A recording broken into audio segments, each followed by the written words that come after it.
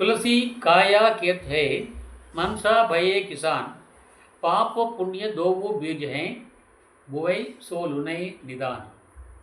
துளசியா சொல்கிறார், இந்த உடம்பு வயலை போன்றது. காயா கேத் ஹே, இந்த உடல் வயலை போன்றது. மன்சா பயே கிசான், இந்த மரமான உள்ளமானது உழவனாகிறது. பயே என்றால் பனே, உள்ளமானது உழவனாகிறது, உடம்பானது வயலாகிறது.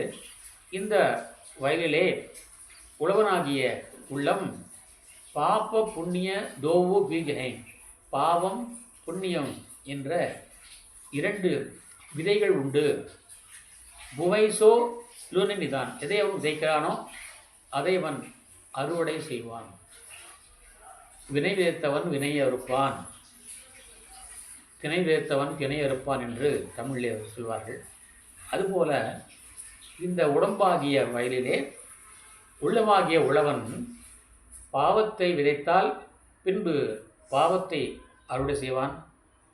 புண்ணியத்தை விதைத்தால் பின்பு புண்ணியத்தையே அறுவடை செய்வான் என்கிறார் துளசிதாசர்.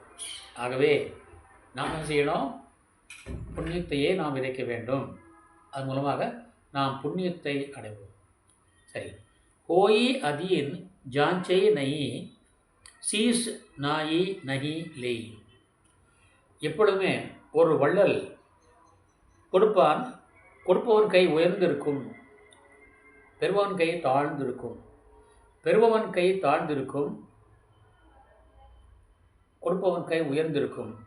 நீங்கள் நமாஸ் பார்ப்பீர்கள், அந்த பாடல் உண்டு.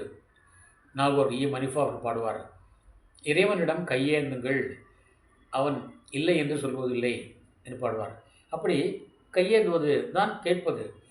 கேட்பவன் கை தாழ்ந்திருக்கும், கொடுப்பவன் கை உயர்ந்திருக்கும். ஆனால் கொடுப்பவன் வாங்குபவன் இருவருக்கும் நன்மை தருவது மழை. அந்த மழை இவரும் கேட்பதில்லை, அவரும் கேட்பதில்லை, கேட்காமலேயே தருவதுதான் மழை. ஜெய்சே பானி மாங்கனஹி ஜோ வாரிது பினுதியி, கேட்காமலேயே கொடுப்பதுதான்